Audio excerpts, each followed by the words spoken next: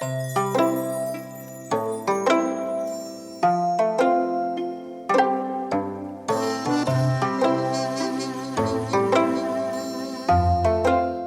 as I shall select my horse when I am about to go see the elephant, or become oafish at my campsite when I propose to take a rest, so shall I have the right to choose my resting place when I am about to depart from life.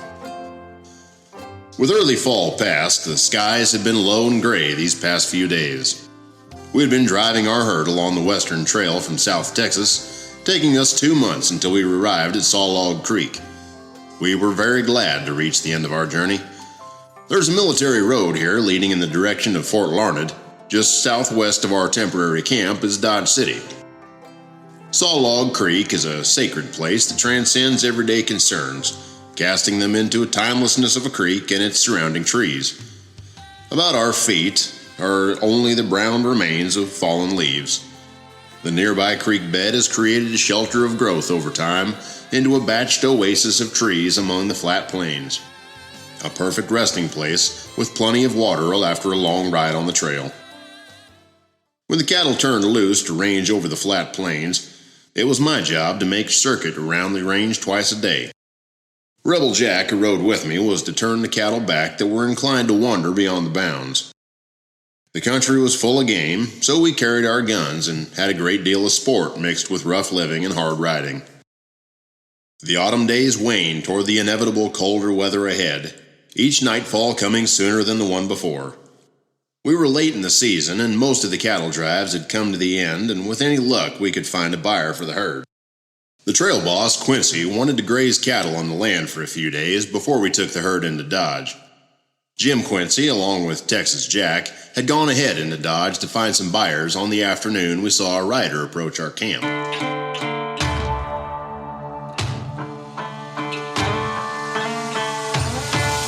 It was Saturday evening, November 3rd, 1877, when a lonesome rider approached our camp.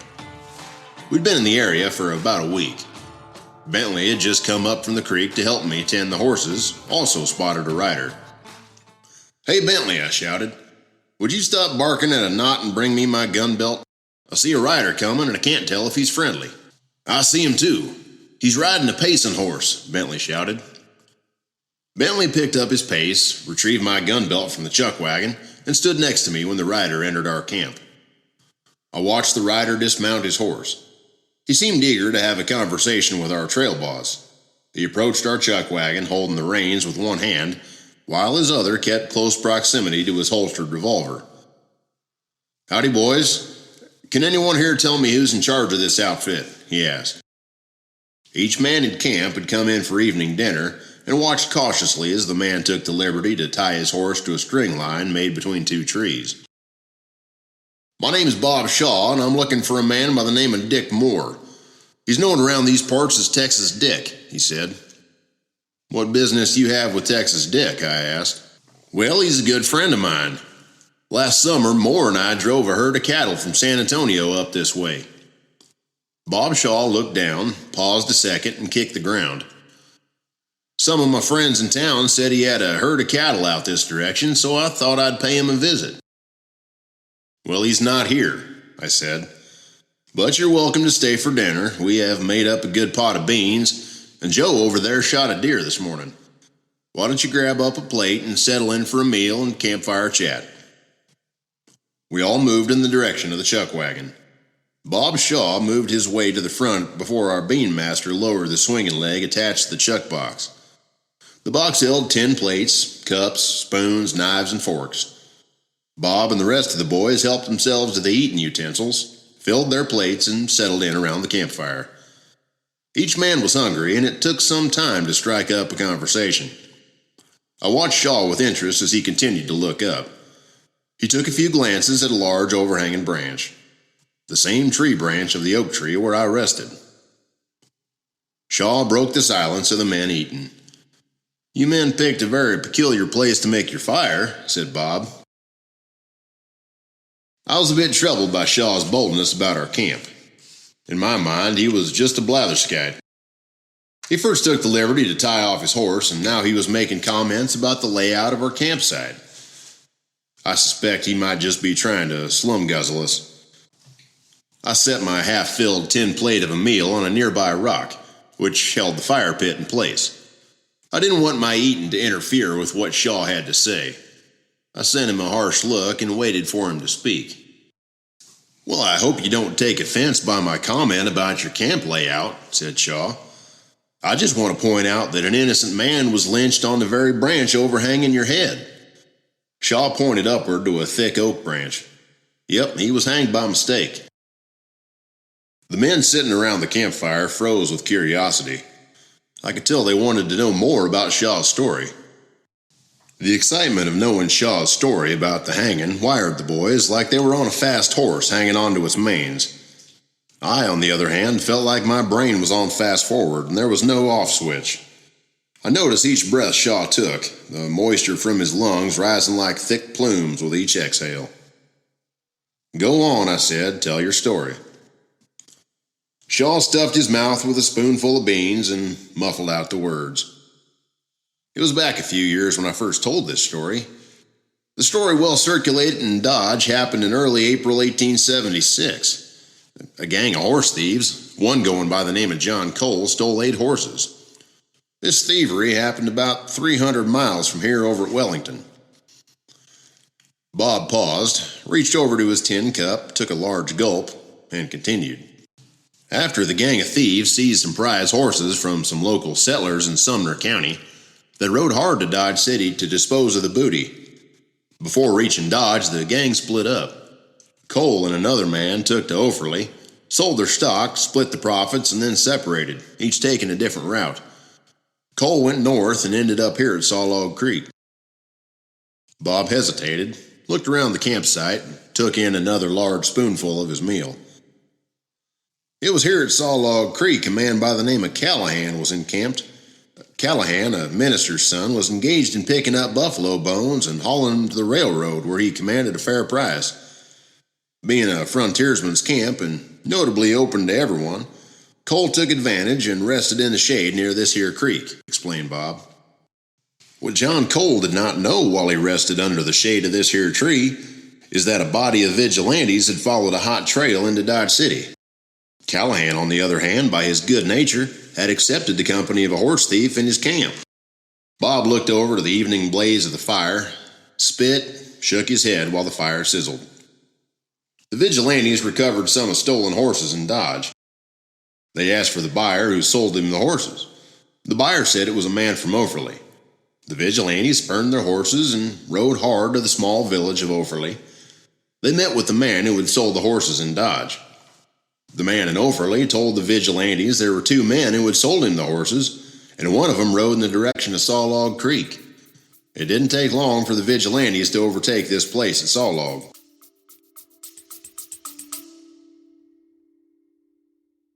Thinking about getting into registered livestock but don't have a ranching background? You are not alone. On From the Pasture with Hired Hand, we talk with breeders from all walks of life, some born into it, others learning as they go. Hear their stories, mistakes, and hard-earned lessons about raising pedigree livestock, navigating genetics, and making a name in their industry. Subscribe wherever you listen to podcasts or visit hiredhandsoftware.com and stay connected. Bob stood up and pointed in the direction where the riders must have entered the camp. The vigilantes dismounted and surrounded the bone pickers' camp and found Callahan alone. Callahan, scared out of his wits at gunpoint, informed the vigilantes that Cole had gone down to the creek to catch some fish. Bob snickered under his breath and shook his head with delight. In no time, the vigilantes spotted the young outlaw. Cole came up the bank with a fishing pole to declare his prize catch of fish when the vigilantes overcame Cole. These vigilantes hid behind the trees, laying in an ambush, as they easily overtook Cole. The surprise was so great it caused Cole to drop his mess of fish. Cole was taken back to the bone pickers' camp. Along the way, he kept repeating to himself, asking his captors, "What did I do? Someone tell me, what did I do?" Bob paused, looked around the campfire as if to check to see if he had our interest. None of his captors said a word till they reached the bone pickers' camp. It must have been pretty clear to Cole how his day was going to end. The vigilantes who'd remained at camp made ready 2 hanging nooses struck over the branch of this here oak tree.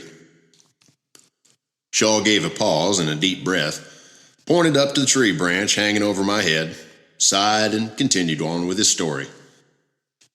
With Callahan continuing to claim his innocence and Cole asking someone to tell him what he'd done, the hangman thought both Cole and Callahan were lying. Callahan, already bound his hands, roped together behind him, was gagged, hooded, and placed on a horse. Bob jumped up suddenly and threw his hands behind him as if he were bound, going to the hangman's noose. Then he took a miner's squat, looking at each of us in the eyes.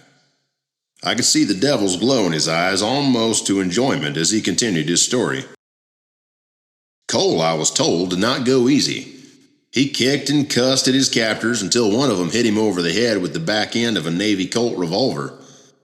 It didn't take long for the hangman to dress Cole up for the occasion, to place him on a horse next to Callahan, noose and all. Suddenly, the boss man on his horse made up his mind. He tipped his hat to the two hangmen who stood next to their horses. The two hangmen, anxiously waiting for their two borrowed mounts to be relieved of temporary riders, eagerly slapped the rear end of both horses. Bob jumped up from where he was squatting and began imitating the noose around his neck, playing out the role of a dangling man. Cole must have come to about that time, for he shouted fiercely, so fiercely that his screams could be heard across the valley until the noose silenced him. The last sound heard was the moaning of that old oak branch above our heads. Then dead silence. The branch creaked once more under the sway of each man. The bodies dangled with their toes pointed straight downward, very slowly revolving. Each man was dead as a stone. The boss man rode over, reached out with a rifle, and poked at each body. When he touched Cole, he oscillated slightly, then kicked once more. This must have scared the boss man, because he snappishly ordered his men to ride out the bone pickers' camp. All at once, the vigilantes yelped a war cry, riding out on the plains, leaving the two men swaying in the dust. All of us sat in silence. Each man's face could be seen in the glow of the fire, all silent, all still. The story of an innocent man being hung was hard to take in. My mind was sent reeling, unable to comprehend or process the images of how ruthless men became when packed together like starving wolves. Bentley, who sat next to me, shook his head in disgust and looked over to Bob Shaw, who seemed to be highfalutin by his story. "I'll be higgledy-piggledy," Bentley exclaimed. "Did they bring those men to justice?" Bentley asked. Bob stood up. "Nope, it was just a bag of nails. Not enough money for the Ford County Sheriff to travel the distance," replied Bob. "After a few letters were sent between the governor and Sheriff Bassett, the governor refused to supply the funds needed to bring cause to justice." "Well, boys, I'd best be going," said Bob. He held his empty plate in front of him, throwing the remaining coffee from his tin cup into the fire. He turned and walked in the direction of the chuck wagon, untied his horse, mounted, and with one kick rode off into the darkened night. After the last sound of hooves could be heard in the distance, Bentley pulled over beside me. The rest of the drovers left the campfire to attend to their bedding. "You think he's an honest man?" Bentley asked. "No, I do not," I replied. "I think we need to fork a hoss into Dodge tomorrow morning and find Texas Dick." "I agree," Bentley said. "Do you think we need to go now before this is a catawampus?" "I do," I replied, "but we have a responsibility for the herd. So we'll just hope that Texas Dick returns with our trail boss tomorrow. Besides, he's probably in the middle of some scamper juice getting ready to do a little parrooting." "Yeah, I guess you're right," said Bentley. "He'd be mad as hell if we interrupted him painting his nose while he was enjoying the elephant." The next morning, sun rose over the smoldering remains of our campfire. The camp grease belly was hard at frying bacon and bacon biscuits in the Dutch oven. The smell of breakfast brought each man in camp to foot. Some left for the trees, others stretched. I pulled my bed saddle and blanket from the ground, making ready for the cattle drive into town. Some of the boys came in from night watch, others to eat breakfast, and a few went to the creek to bathe. It did not take long for us to clear out our camp and saddle our horses. Everyone was intent on ending the drive, getting paid, and taking in some of the festivities Dodge City had to offer. While we were saddling up, one of the boys noticed a buggy coming up the trail. As the buggy came nearer, we saw that there were 2 occupants in the rig beside the driver. When the buggy drew up, we saw our boss. Our boss was with a buyer and his companion, but there was no sign of Texas Dick. Our boss man Quincy stepped out of the rig, dragged out his saddle from under the seat, and invited the buyer and his companion to breakfast. The buyer declined and said that he and his partner needed to attend to another herd just south of where we were camped. It did not take Bentley long to bust in on a conversation like some old leaky mouth. He told our boss man Quincy about the man named Shaw who rode into our camp. The boss man motioned me over. He told me to take a few of the boys into town and check on Texas Dick. He gave us each $20 gold piece. He said we would get the rest when we drove the cattle into the stockyards. The boss man told the 4 of us not to take long, for the cattle were to be shipped from the railroad tomorrow afternoon. It was about mid-morning when Bentley, Honeymoon, and I rode into Dodge. As we rode through the south side of town, Honeymoon pointed out a hitched horse in front of the Lone Star Saloon. "Hey, is that there Texas Dick's horse over there?" asked Honeymoon. The boys and I decided to circle around town to a vacant lot within a block of the rear of the dance hall. Honeymoon was left to hold the horses. Then Bentley and I took off our belts and hung them on the pommels of our saddles. We secreted our 6-shooters inside the waistbands of our trousers. The Lone Star Dance Hall was at the beginning of its day with a few revelers when we entered the place. When we crossed the threshold, we saw Bob Shaw at the bar taking in some scamper juice. I could see from a distance that Shaw had on him a pair of barking irons. The Lone Star had just opened, and the boisterous cattlemen started to spin freely. It did not take long for the dance hall to become crowded. A steady stream of drovers entered the door as some drovers took to the bar, while others picked out a lady dancer and went to dancing. The piano player banged out lively tunes as the dance hall girls flirted and giggled with the cowboys. The girls danced playfully, pulling away frequently from groping hands. The start of a drinking day by noon was nothing, if not typical of most saloons, especially in the Lone Star Dance Hall. Bob Shaw started spending his money as well as drinking freely, and at the end of a quadrille gave vent to his self-inflicted hilarity in an old-fashioned Comanche yell. I could see the situation was becoming like hair in the butter when the bartender took Shaw to task. The bartender must have recognized Shaw's bad intentions. Shaw raised his shot glass and yelled out, "We have a 4-flusher in this room, and I'm about to call him out." The bartender, a brute of a man, leaned over the bar and called out to Shaw, who yelled out a second time.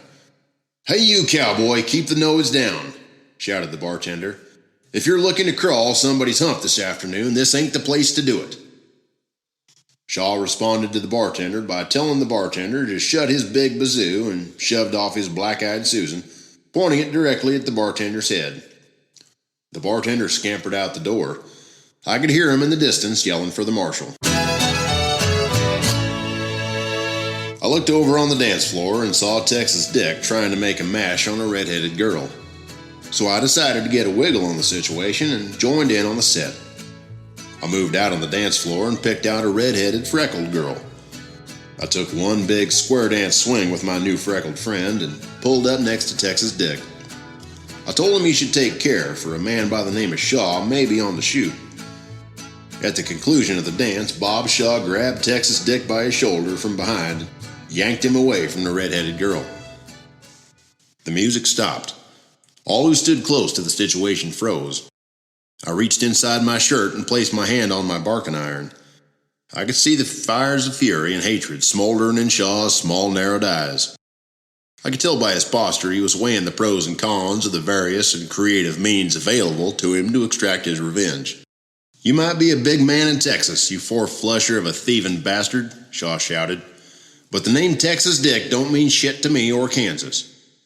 I watched as the whites in Shaw's eyes turned to pure black, and as his iris glowered teal.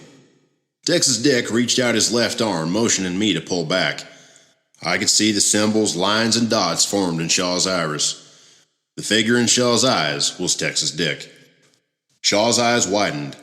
Final glance into Shaw's furious eyes confirmed a possible outcome. Shaw was going to kill Texas Dick.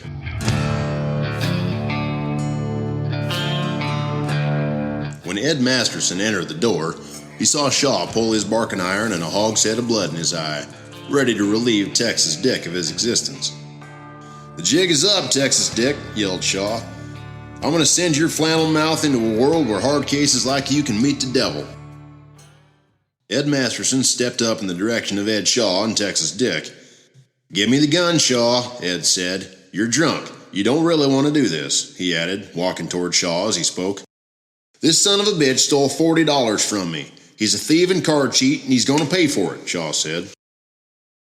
Masterson's reply to the resistance was a solid blow to Shaw's head. Shaw struck the floor like a blacksmith hammer on the back of a crooked horseshoe. "Get out of here while you can," Ed told Texas Dick. "I don't want any trouble in here today." Texas Dick and I moved out of Ed Masterson's way.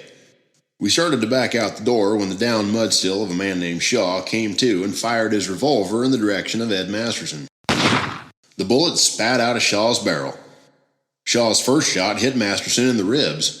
The bullet exited out his right shoulder, propelling him backward and onto the floor. The dance hall patrons hit the floor. A second gunshot from Shaw cracked into the air as loud as thunder, hitting Texas Dick in the right groin. I had made it to the doorway and was looking in when Shaw managed to get off a third shot, hitting me in the left arm. Black filled the edges of my vision, and the only thing I could hear was my own heartbeat. I looked over at Ed Masterson. Shifting his revolver to his left hand, Ed fired back. The first shot hit Shaw in the left arm, and the second shot hit his right leg. Ed, bleeding profusely, pulled himself from the floor and dragged Shaw off to jail. After the shooting, I was treated by Dr. Galland and was held up in the Dodge House recovering from my wound. I'd been under the doctor's orders to rest for 5 days. I got tired of that stuffy room and decided to venture out onto the boardwalk to get some fresh air. I pulled up by a gentleman who was being entertained by the newspaper he was reading. Looking over the man's shoulder, I read the headlines of the Dodge City Times. The headline for the story, printed in bold, "Frontier Fun." Included underneath the headline was the subtitle, "Frank Shaw tries to remedy his grievances with a revolver and get left, a deputy marshal's pluck." I asked the man if I could buy his paper from him when he was done. The man agreed, left the bench, and asked nothing of me for the paper. I took the man's place on the bench and, to my limited abilities, began reading the article. It seems the editor of the Times may have wanted to extract some humor from the incident, as he poked fun at the gunplay for which I was involved. I, on the other hand, thought differently, and was confumbled over the bag of nails printed in the paper. The headline of the article did not even get Bob Shaw's name right. The editor called him Frank Shaw. The article did not hold water on what took place at the Lone Star Saloon. I could not see any humor in this odd stick editor. In my opinion, the editor gave the citizens of Dodge a lick and a promise. The article was a lot of blow compared to the bosh of my aching arm. After reading the article, I wanted more than any man alive to get the hell out of Dodge. So I, Frank Buskirk, did just that. I got the hell out of Dodge and departed, stamped in history with the sound of the goose less clean of the facts.